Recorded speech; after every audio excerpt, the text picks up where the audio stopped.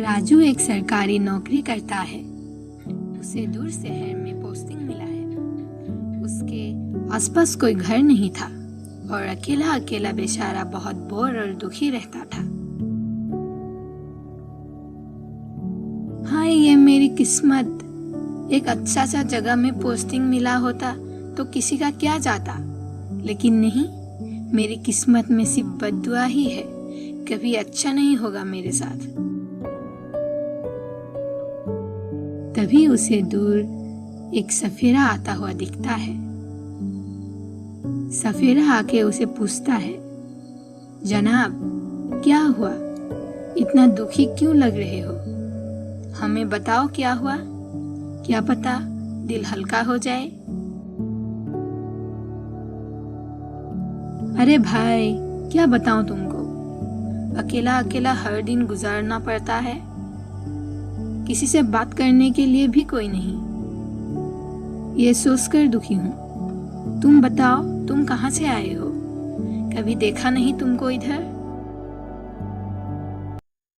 मैं दूर राजस्थान में 20 साल पहले गया था।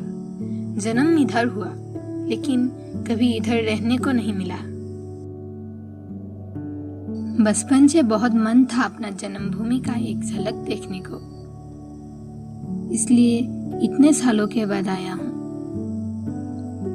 अच्छा, तुम उधर क्या करते थे? मैं एक सफेरा और कहानी सुनाने वाला हूँ। उधर बच्चों और बूढ़ों को मेरी कहानियां बहुत पसंद आती थी।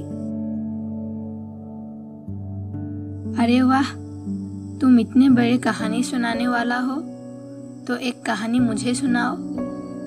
अकेला अकेला बोर हो रहा हूँ, क्या पता तुम्हारा कहानी दिल हल्का कर दे। ठीक है जनाब, तुमको एक कहानी सुनाता हूँ। बहुत समय पहले एक ब्राह्मण रहता था। एक दिन वो कंधों पर बकरी लादकर अपने घर जा रहा था। रास्ते में उसे 3 ठग मिल गए। उन ठगों का पूरा गिरोह था, जो योजना बनाकर लोगों को ठगा करता था। उनका सारा काम सुनियोजित हुआ करता था। जब ठगों ने बकरी लादे ब्राह्मण को देखा, तो वे उसकी बकरी ठग लेने के बारे में सोचने लगे। दिन का समय था, इसलिए छीनकर बकरी ले पाना संभव नहीं था, क्योंकि सड़क पर बहुत सारे लोग आ जा रहे थे।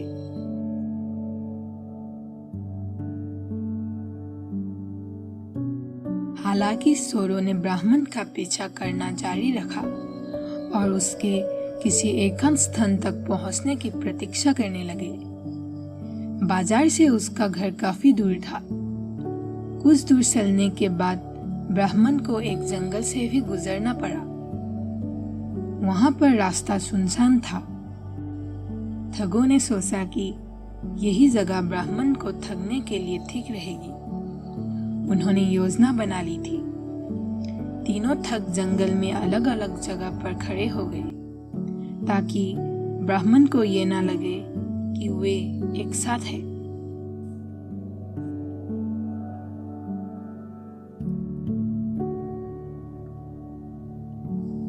ब्राह्मण की बकरी छीन लेने की उनकी योजना तैयार थी। उन्हें बस सही समय की प्रतीक्षा थी। उनमें से एक ठग रास्ते में ब्राह्मण के सामने आया और चेहरे पर आश्चर्य के भाव लेकर बोला, अरे, इस गंदे कुत्ते को अपने कंधों पर क्यों लारे जा रहे हो? ब्राह्मण नाराज होने लगा। अंधे हो क्या? उसने ठग को दाद दिया। दिखाई नहीं देता कि मैं एक बकरी लिए जा रहा हूं? ठग ने जवाब दिया, मुझे तो बकरी नहीं, कुत्ता दिख रहा है। उसने बकरी का चेहरा और शेष शरीर देखा। फिर ठग से कहा, मुझे पूरा विश्वास है कि ये बकरी ही है, कुत्ता नहीं। या तो तुम कभी बकरी देखी नहीं, या तुम पागल हो गए हो। जो भी हो, मुझे घर जाना है। ब्राह्मण कुछ भ्रमित सा आगे चल बढ़ा। तभी दूसरा ठग सामने आ गया और कहने लगा, हे भगवान, अपने कंधों पर इस मरे हुए बछड़े को क्यों ले जा रहे हो? ब्राह्मण इस बार और अधिक भ्रमित हो गया। उसे अपने आप पर ही विश्वास नहीं रहा। तभी ठगों का तीसरा साथी आ जाता है और कहने लगा, मरा बछड़ा तो बहुत अशुभ माना जाता है। हो ना हो, इस जानवर में कुछ तो विशेष बात है। शायद ये कोई प्रेत है जो अपना रूप बदल रहा है। यह सुनकर ब्राह्मण के अंदर डर पैदा हो गया। उसने बकरी को वहीं नीचे उतार दिया और तेजी से चलते हुए अपने घर आ गए। ठगों ने तुरंत बकरी को पकड़ लिया और अपने साथ ले गए।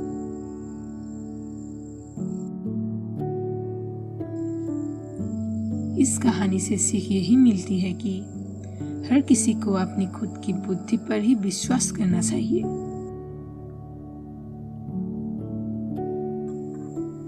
वाह, क्या कहानी सुनाया है तुमने।